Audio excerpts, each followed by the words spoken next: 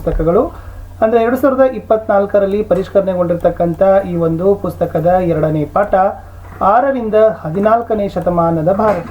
So ಈ ಪಾಠದಲ್ಲಿ ನೋಟ್ಸ್ನ ಮೊದಲ ಭಾಗದ ವಿಡಿಯೋ ಇದೆ. ಆಲ್ರೆಡಿ ನಾನು ಈ ಪಾಠದ ಎಲ್ಲ ಕ್ವಶನ್ ಆನ್ಸರ್ಸನ್ನು ಹಾಕಿದ್ದೀನಿ. ಎಲ್ಲ ವಿಷಯಗಳಲ್ಲಿನೂ ಕೂಡ ನಾವು ಕ್ವಶನ್ ಆನ್ಸರ್ಸ್ಗಳನ್ನು ನೋಟ್ಸ್ಗಳನ್ನು ಹಾಕ್ತಾ ಇದ್ದೀವಿ. ಸೊ ಅವುಗಳ ಲಿಂಕನ್ನು ವಿಡಿಯೋದ ಡಿಸ್ಕ್ರಿಪ್ಷನ್ ಬಾಕ್ಸ್ನಲ್ಲಿ ನಾನು ಕೊಟ್ಟಿದ್ದೀನಿ, ಅವುಗಳನ್ನು ನೋಡಿ ಅಂತ ಹೇಳ್ತಾ, ಸೊ ಈ ವಿಡಿಯೋದಲ್ಲಿ ಮುಖ್ಯವಾಗಿ ನಾವು ರಜಪೂತರ ಕೊಡುಗೆಗಳು, ವಿಶೇಷವಾಗಿ ಕಲೆ ಮತ್ತು ವಾಸ್ತುಶಿಲ್ಪದಲ್ಲಿ ಸೊ ರಜಪೂತರು ಏನೆಲ್ಲ ನಮಗೆ ಕೊಡುಗೆಗಳನ್ನು ಕೊಟ್ಟಿದ್ದಾರೆ ಅನ್ನೋದನ್ನು ಈ ವಿಡಿಯೋದಲ್ಲಿ ಚರ್ಚೆ ಮಾಡೋಣ.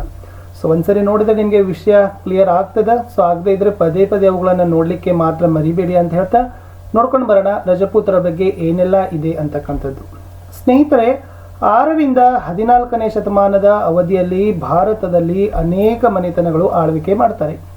ಸೊ ಮೊದಲಿಗೆ ವರ್ಧನರು ಮಾಡ್ತಾರೆ, ವರ್ಧನರ ನಂತರ ರಜಪೂತರು ಬರ್ತಾರೆ, ರಜಪೂತರ ನಂತರ ಕಾರ್ಕೋಟರು ಮನೆತನಗಳು, ಒಟ್ಟು 3 ಮನೆತನಗಳು 6ರಿಂದ 14ನೇ ಶತಮಾನದ ಭಾರತದಲ್ಲಿ ಮನೆತನ ಮಾಡಿರ್ತಕ್ಕಂಥ ಈ ಭಾರತದ ಮನೆತನಗಳು. ಬಟ್ ಇವರ ನಂತರ ಘಜ್ನಿ, ಘೋರಿ ಮತ್ತು ದೆಹಲಿ ಸುಲ್ತಾನರುಗಳು ಸಹಿತ ಉತ್ತರ ಭಾರತದಲ್ಲಿ ಆಡಳಿತವನ್ನ ಮಾಡ್ತಾರೆ. ಹಾಗಾದ್ರೆ ಸೊ ಮೊದಲಿಗೆ ನಾವು ನೋಡ್ಕೊಳ್ತಕ್ಕಂಥದ್ದು ರಜಪೂತರು. ಇವರ ಆಳ್ವಿಕೆ ಕಾಲಮಾನ ಬಂದ್ಬಿಟ್ಟು 6ರಿಂದ 12ನೇ ಶತಮಾನಗಳ ಅವಧಿ ಅಂತ ಹೇಳ್ತೀವಿ. ಈ ಉತ್ತರ ಭಾರತದಲ್ಲಿ ಗುರ್ಜರ ಪ್ರತಿಹಾರರು, ಗಹಡ್ವಾಲರು, ಪಾರಮಾರರು, ಚೌಹಾನರು, ಸೋಳಂಕಿಯರು ಮತ್ತೆ ಈ ಚಂದೇಲ ರಜಪೂತ ಮನೆತನಗಳು ಆಳ್ವಿಕೆಯನ್ನು ನಡೆಸ್ತಾರೆ. ವಿಶೇಷವಾಗಿ ಈ ರಜಪೂತರು ಸಾಹಿತ್ಯ, ಕಲೆ ಮತ್ತು ವಾಸ್ತುಶಿಲ್ಪಕ್ಕೆ ಉತ್ತಮವಾಗಿರ್ತಕ್ಕಂಥ ಕೊಡುಗೆಯನ್ನು ನೀಡಿ ಹೆಸರು ವಾಸಿ ಆಗಿದ್ದಾರೆ. ಸೊ ಮೊದಲಿಗೆ ನೋಡೋಣ ಗುರ್ಜರ ಪ್ರತಿಹಾರರ ಮನೆತನದ ಬಗ್ಗೆ ಇರತಕ್ಕಂಥದ್ದು. ಹಾಗಾದ್ರೆ ಈ ಗುರ್ಜರ ಪ್ರತಿಹಾರರ ಆಳ್ವಿಕೆಯನ್ನ ಆರಂಭಿಸಿದ ದೊರೆನೇ ಹರಿಶ್ಚಂದ್ರ ಅಂತಕ್ಕಂಥವನು. ಈತನಿಗೆ 4 ಮಕ್ಕಳು. ಪ್ರತಿಹಾರರ ಮೇಲೆ ಬೇರೆ ಬೇರೆ ಈ ಒಂದು ಪ್ರತಿಹಾರರು ಬೇರೆ ಬೇರೆ ಶಾಖೆಗಳಾದ ಜೋಧಪುರ, ನಂದಿಪುರ, ಬೋಚ್ ಮತ್ತೆ ಉಜ್ಜಯಿನಿಗಳಿಂದ 4 ಶಾಖೆಗಳಲ್ಲಿ ಈತನ 4 ಮಕ್ಕಳು ಆಳ್ವಿಕೆಯನ್ನು ಮಾಡ್ತಾರೆ, ಹರಿಶ್ಚಂದ್ರನ ಮಕ್ಕಳು. ಇವುಗಳಲ್ಲಿ ಈ ಉಜ್ಜಯಿನಿಯಲ್ಲಿ ಆಳ್ವಿಕೆಯನ್ನು ಮಾಡ್ತಕ್ಕಂಥ ನಾಗಭಟ ಈತ ಮುಖ್ಯವಾಗಿರ್ತಕ್ಕಂಥ ದೊರೆ ಆಗಿದ್ದ. ಅರಬ್ಬರ ಆಕ್ರಮಣವನ್ನ ಈ ನಾಗಭಟ ಯಶಸ್ವಿಯಾಗಿ ಎದುರಿಸ್ತಾನೆ. ನಂತರ ಈತ ಗುಜರಾತ, ಮಾಳ್ವಾ, ಆಮೇಲೆ ರಜಪೂತಾನದ ಸ್ವಲ್ಪ ಭಾಗದವರೆಗೆ ತನ್ನ ಸಾಮ್ರಾಜ್ಯವನ್ನು ವಿಸ್ತರಿಸಿ ಮಾಡ್ಕೋತಾ ಹೋಗ್ತಾನೆ ನಾಗಭಟ. ಇನ್ನೊಬ್ಬ ಮುಖ್ಯ ದೊರೆ ಹೇಳ್ಬೋದು ಮಿಹಿರ ಭೋಜ ಅಂತ ಹೇಳ್ಬೋದು. ಈತ ಪಾಲರ ನಾರಾಯಣ ಪಾಲನನ್ನ ಸೋಲಿಸಿ ರಾಜ್ಯವನ್ನ ವಿಸ್ತಾರವನ್ನ ಮಾಡಿ ಆಳ್ವಿಕೆಯನ್ನ ಮಾಡ್ತಾನೆ. ಹಾಗಾದ್ರೆ ಅರಬ್ ಪ್ರವಾಸಿಗರಾದ ಸುಲೈಮಾನ ಮತ್ತೆ ಅಲ್ ಮಸೂದ್ ಈತನ ಆಸ್ಥಾನಕ್ಕೆ ಭೇಟಿಯನ್ನ ನೀಡಿದರು. ಯಾರ ಆಸ್ಥಾನಕ್ಕೆ? ಮಿಹಿರ ಭೋಜನ ಆಸ್ಥಾನಕ್ಕೆ. ಪ್ರತಿಹಾರ ಮನೆತನದ ಮಹೇಂದ್ರ ಪಾಲ ಮತ್ತೆ ಮೊದಲನೆಯ ಮಹಿಪಾಲರ ನಂತರ ಈ ಮನೆತನ ಪತನವನ್ನ ಹೊಂದುತ್ತದೆ. ಇನ್ನು 2ನೇ ಮನೆತನ ಗಹಡ್ವಾಲರು ಅಂತಕ್ಕಂಥ ಮನೆತನ. ಹಾಗಾದ್ರೆ ಈ ಗಹಡ್ವಾಲರ ಮನೆತನದ ಆಳ್ವಿಕೆಯ ಸ್ಥಾಪಕನೇ ಚಂದ್ರದೇವ. ಈತ ಉತ್ತರ ಭಾರತದ ಬಹುಭಾಗವನ್ನ ವಶಪಡಿಸಿಕೊಂಡು ರಾಜ್ಯಭಾರವನ್ನ ಮಾಡ್ತಾನೆ. ಸೊ ಗಹಡ್ವಾಲರಲ್ಲಿ ಪ್ರಸಿದ್ಧ ದೊರೆಯೇ ಗೋವಿಂದ ಚಂದ್ರ. ಸೊ ಈತ ಪಾಲರಿಂದ ಮಗಧ, ಮಾಳ್ವವನ್ನ ವಶಪಡಿಸಿಕೊಂಡು ಕಳಿಂಗ ಮತ್ತು ಒರಿಸ್ಸಾ ಅರಸರೊಂದಿಗೆ ಯುದ್ಧ ಮಾಡಿ ರಾಜ್ಯವನ್ನ ಗೋವಿಂದ ಚಂದ್ರ ವಿಸ್ತಾರವನ್ನ ಮಾಡ್ತಾನೆ. ಸೊ ಒಟ್ಟಾರೆ ಈತ ಕಾಶ್ಮೀರ, ಗುಜರಾತ, ಚೋಳ ಅರಸರೊಂದಿಗೆ ಉತ್ತಮ ಬಾಂಧವ್ಯವನ್ನ ಹೊಂದಿದ್ದ. ಇನ್ನು ಮುಂದಿನ ಮನೆತನ ಪಾರಮಾರರು ಅಂತಕ್ಕದ್ದನ್ನ ನೋಡೋಣ. ಈ ಪಾರಮಾರರ ಮನೆತನದ ಆಳ್ವಿಕೆ ಸ್ಥಾಪಕನೇ ಉಪೇಂದ್ರ ಕೃಷ್ಣರಾಜ. ಈತನ ರಾಜಧಾನಿ ಮಾಗ್ವಾದ ಧಾರ ಅಂತಕ್ಕಂಥದ್ದು. ಈ ಮನೆತನದ ಸಿಯಾಕ್ ದೊರೆಯು ರಾಷ್ಟ್ರಕೂಟರ 2ನೇ ಕೊಟ್ಟಿಗನನ್ನ ಸೋಲಿಸಿ ಮಾಂಡಳಿಕತ್ವದಿಂದ ಮುಕ್ತವನ್ನ ಹೊಂದುತ್ತಾನೆ. ಈತ ಸಹಿತ ಅನೇಕ ಕೆರೆ ಮತ್ತು ದೇವಾಲಯಗಳನ್ನ ಕಟ್ಟಿಸ್ತಾನೆ. ಈತನ ಆಸ್ಥಾನದಲ್ಲಿ ಧನಂಜಯ, ಭಟ್ಟ, ಹಾಲಾಯುಧ, ಧನಿಕ ಮತ್ತು ಪದ್ಮಗುಪ್ತರೆಂಬ ವಿದ್ವಾಂಸರಿಗೆ ಈತ ಆಶ್ರಯದಾತನೇ ಆಗಿದ್ದ. ಸೊ ಮುಂದೆ ನೋಡೋಣ ಚೌಹಾನರು ಅಂತಕ್ಕಂಥದ್ದು. ಈ ಚೌಹಾನರ ಮನೆತನದ ಆಳ್ವಿಕೆಯ ಸ್ಥಾಪಕನೇ ವಾಸುದೇವ ಚೌಹಾನ. ಈ ಮನೆತನ ರಜಪೂತ ಮನೆತನಗಳಲ್ಲಿ ಅತಿ ಪ್ರಮುಖವಾದ ಮನೆತನವೇ ಅದು ಚೌಹಾನರ ಮನೆತನ. ಮೂಲತಃ ಅಜ್ಮೀರದವನಾದ ಪೃಥ್ವಿರಾಜ ಚೌಹಾನ ಈ ಮನೆತನದ ಪ್ರಸಿದ್ಧ ಶ್ರೇಷ್ಠ ದೊರೆ ಆಗಿದ್ದ. ಅಂದ್ರೆ ಈ ಬುಂದೇಲಖಂಡದ ಚಂದೇಲ ದೊರೆಗಳನ್ನ ಸೋಲಿಸ್ತಾನೆ. ಮೊದಲನೇ ತರೈನ್ ಕದನದಲ್ಲಿ ಮೊಹಮ್ಮದ್ ಗೋರಿಯನ್ನ ವಿರುದ್ಧ ಗೆದ್ದುತ್ತಾನೆ. ನಂತರ 2ನೇ ತರೈನ್ ಯುದ್ಧದಲ್ಲಿ ಜಯಚಂದ್ರ ಮೋಸ ಮಾಡ್ತಾನೆ. ಅವಾಗ ಮೊಹಮ್ಮದ್ ಗೋರಿಯಿಂದ ಈತ ಏನ್ ಮಾಡ್ತಾನೆ? ಚೌಹಾನ್ ಸೋಲ್ತಾನೆ. ಈತನ ರಾಜಧಾನಿಯಾಗಿರ್ತಕ್ಕಂಥ ದೆಹಲಿ ಈ ಸೋಲಿನಿಂದ ಮೊಹಮ್ಮದ್ ಗೋರಿಯ ಪಾಲಾಗಿ ಹೋಗ್ತದ. ಪೃಥ್ವಿರಾಜ ಶೌರ್ಯ ಮತ್ತು ಸಾಹಸಕ್ಕೆ ಹೆಸರುವಾಸಿಯಾದ ರಾಜನೇ ಆಗಿದ್ದ. ಇಲ್ಲಿ ಪೃಥ್ವಿರಾಜ್ ರಾಸೋ ಅಂತಕ್ಕಂಥ ಒಂದು ಹಿಂದಿ ಮಹಾಕಾವ್ಯ ಬರ್ತದ. ಈ ಮಹಾಕಾವ್ಯದಲ್ಲಿ ಈ ಚೌಹಾನನ, ವಿಶೇಷವಾಗಿ ಈ ಪೃಥ್ವಿರಾಜ್ ಚೌಹಾನನ ಏನದಪ್ಪ ಅಂದ್ರೆ ಶೌರ್ಯ ಮತ್ತು ಸಾಹಸಗಳ ಬಗ್ಗೆ ವರ್ಣನೆಯನ್ನು ನಾವು ನೋಡ್ತೀವಿ.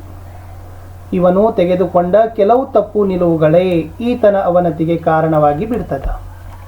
ಮುಂದೆ ನೋಡೋಣ ಸೋಳಂಕಿಯರು. ಹಾಗಾದ್ರೆ ಸೋಳಂಕಿ ಮನೆತನದ ಆಳ್ವಿಕೆಯ ಸ್ಥಾಪಕ ಮೊದಲನೆಯ ಮೂಲರಾಜ ಅಂತಕ್ಕಂಥ, ಅಂದ್ರೆ ಮೊದಲನೆಯ ಭೀಮರಾಯನು ಈ ಮನೆತನದ ಪ್ರಸಿದ್ಧ ರಾಜ. ಈತನ ಆಳ್ವಿಕೆ ಕಾಲದಲ್ಲಿ ಈ ಮೊಹಮ್ಮದ್ ಗಜ್ನಿ ಗುಜರಾತಿನ ಸೋಮನಾಥ ದೇವಾಲಯದ ಮೇಲೆ ದಾಳಿಯನ್ನ ಮಾಡಿದ್ದ. ಇದು ಮೋಸ್ಟ್ ಇಂಪಾರ್ಟೆಂಟ್ ಇದೆ.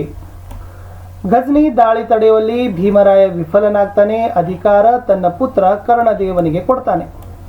ಈ ಮನೆತನದ ಆಳ್ವಿಕೆಯಲ್ಲಿ ಖ್ಯಾತ ಜೈನ ಪಂಡಿತನಾದ ಹೇಮಚಂದ್ರ, ಆತ ದೇಸಿ ನಾಮಮಾಲ ಅಂತಕ್ಕಂಥ ಒಂದು ನಿಘಂಟನ್ನ ಪ್ರಾಕೃತ ಭಾಷೆಯಲ್ಲಿ ಬರೀತಾನೆ. ಎರಡನೇ ಮೂಲರಾಜ ಮೊಹಮ್ಮದ್ ಗೋರಿಯನ್ನ ಮೌಂಟ್ ಅಬು ಸಮೀಪ ಸೋಲಿಸಿಬಿಡ್ತಾನೆ.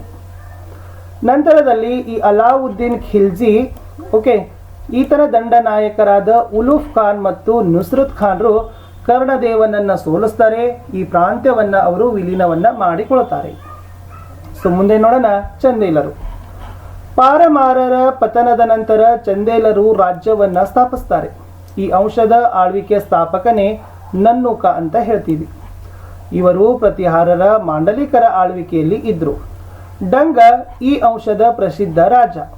ಈತ ಪ್ರತಿಹಾರರಿಂದ ಸ್ವಾತಂತ್ರ್ಯವನ್ನು ಘೋಷಿಸಿಕೊಳ್ತಾನೆ. ಅವರ ರಾಜ್ಯದ ಪೂರ್ವ ಭಾಗವನ್ನು ವಶಪಡಿಸಿಕೊಳ್ತಾನೆ. ಪಾಲರನ್ನ ಮತ್ತೆ ಆರ್ದ್ರರನ್ನ ಸೋಲಿಸಿ ರಾಜ್ಯವನ್ನ ವಿಸ್ತಾರ ಮಾಡ್ತಾನೆ.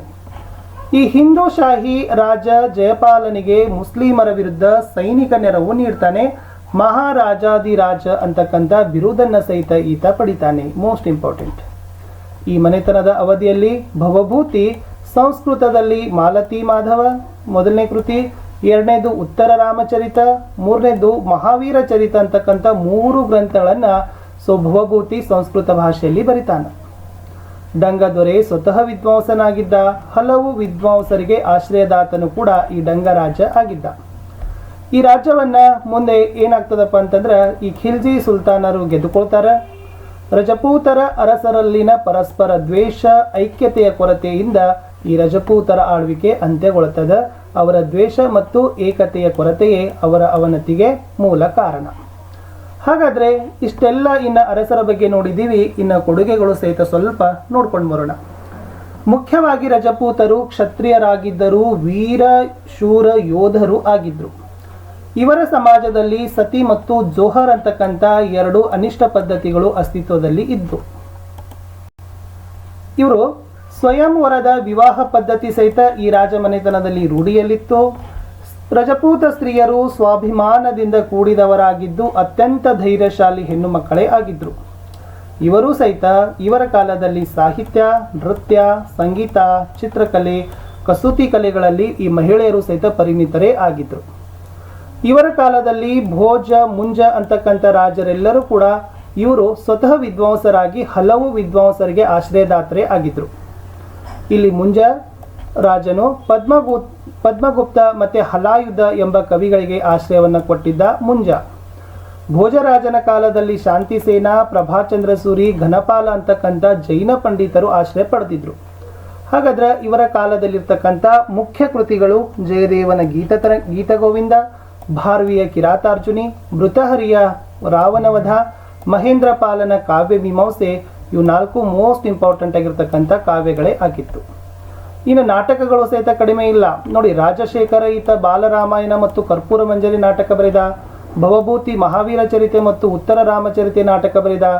ಐತಿಹಾಸಿಕ ಕೃತಿಯಾದ ಕಲ್ಹನನ ರಾಜತರಂಗಿಣಿ ಮತ್ತೆ ಜಯನಿಕನ ಪೃಥ್ವಿರಾಜ ವಿಜಯ, ಹೇಮಚಂದ್ರನ ಕುಮಾರಪಾಲ ಚರಿತೆ ಬಹಳಷ್ಟು ಮಹತ್ವವಾಗಿದ್ದಾವೆ. ಈ 3 ಕೃತಿಗಳಂತನೂ ಕೂಡ ನೀವು ನೆನಪಿನಲ್ಲಿ ಇಟ್ಕೊಳ್ಳೇಬೇಕು. ಇಲ್ಲಿ ರಜಪೂತ ಅರಸರ ಜೀವನ ಕೃತಿಗಳಾದ ಪೃಥ್ವಿರಾಜ್ ರಾಸೋ ಅಂತಕ್ಕಂಥ ಕೃತಿ ಚಾಂದ್ ಬರ್ದಾಯಿ ಬರಿತಾನೆ. ಭೋಜ ಪ್ರಬಂಧ ಅಂತಕ್ಕಂಥ ಕೃತಿ ಬಲ್ಲಾಳ ಬರೆದಿದ್ದ. ಈ ರಜಪೂತರ ಕಾಲದಲ್ಲಿ ಗುಜರಾತಿ, ಹಿಂದೂಸ್ತಾನಿ, ಹಿಂದಿ ಭಾಷೆಗಳು ಸಹಿತ ಅಭಿವೃದ್ಧಿಯನ್ನು ಹೊಂದುತ್ತವ. ಇವರ ಕಾಲದಲ್ಲಿನ ವಿದ್ಯಾ ಕೇಂದ್ರಗಳು ನಳಂದ, ಕಾಶಿ, ವಿಕ್ರಮಶೀಲ ಮತ್ತು ಉಜ್ಜಯಿನಿ ಆಗಿತ್ತು. ಇವರ ಕಾಲದ ವಾಸ್ತುಶಿಲ್ಪ ಮತ್ತು ಕಲೆಗಳನ್ನ ನೋಡಿದಾಗ ಉತ್ತರ ಭಾರತದ ಚಿತ್ತೋಡ, ಮಾಂಡು, ರಣತಂಬೋರ, ಜೋಧಪುರ ಮತ್ತು ಗ್ವಾಲಿಯರ್ಗಳಲ್ಲಿ ವಿಶಾಲವಾದ ಕೋಟೆಗಳನ್ನು ಇವರು ಕಟ್ಟಿದ್ದಾರೆ. ಜೈಪುರ, ಗ್ವಾಲಿಯರ, ಉದಯ್ಪುರಲ್ಲಿ ಅರಮನೆಗಳನ್ನು, ಮೌಂಟ್ ಅಬುದಲ್ಲಿ ದಿಲ್ವಾರಾ ದೇವಾಲಯ, ವಿಮಲಾ ವಸಾಯಿ, ಲೂನಾ ವಸಾಯಿ ದೇವಾಲಯಗಳನ್ನು ಬಹಳ ಸುಂದರವಾಗಿ ಈ ರಜಪೂತರು ಕಟ್ಟಿದ್ದಾರೆ. ಚಂದೇಲರು ಮಧ್ಯಪ್ರದೇಶದ ಖುಜ್ರಾಹೋದಲ್ಲಿ ಖಂಡರಾಯ್ ಮಹಾದೇವಾಲಯವನ್ನು ಕಟ್ಟಿದ್ದಾರೆ. ಇದು ಕೂಡ ಮೋಸ್ಟ್ ಇಂಪಾರ್ಟೆಂಟ್ ಆಗಿರ್ತಕ್ಕಂಥ ಪಾಯಿಂಟ್. ಇವರ ಕಾಲದಲ್ಲಿ ನಿರ್ಮಿತವಾದ ದೇವಾಲಯಗಳಲ್ಲಿ ಶೈವ ಮತ್ತು ವೈಷ್ಣವ ದೇವಾಲಯಗಳಿತ್ತು. ಇವರು ಚಿತ್ರಕಲೆಗೂ ಸಹಿತ ಪ್ರೋತ್ಸಾಹ ಕೊಟ್ಟಿದ್ರು. 2 ಚಿತ್ರಕಲಾ ಪದ್ಧತಿ ಇದೆ, ರಾಜಸ್ಥಾನ್ ಕಲಾಶೈಲಿ ಮತ್ತು ಪಹಾರಿ ಕಲಾಶೈಲಿ ಅಂತಕ್ಕಂಥ 2 ಬಗೆಯ ಚಿತ್ರಕಲಾ ಶೈಲಿ ರಜಪೂತರ ಕಾಲದಲ್ಲಿ ಬಂತು.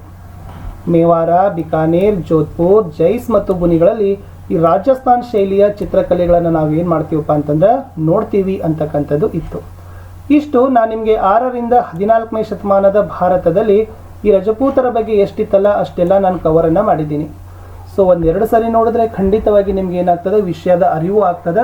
ಸೊ ನೀವುಗಳು ಕೂಡ ಏನಾಗ್ತಿರಪ್ಪ ಅಂದ್ರೆ ಪುಸ್ತಕ ಓದೋ ಅವಶ್ಯಕತೆನೇ ಇಲ್ಲ, ಜಸ್ಟ್ ಈ ನೋಟ್ಸನ್ನು ಸ್ವಲ್ಪ ರೆಫರ್ ಮಾಡಿದ್ರೆ ಸಾಕು, ಖಂಡಿತವಾಗಿ ವಿಷಯಾಂಶ ಪರ್ಫೆಕ್ಟ್ ಆಗ್ತದೆ ಅಂತ ಹೇಳ್ತಾ ನಾನು ಸಿಗ್ತೀನಿ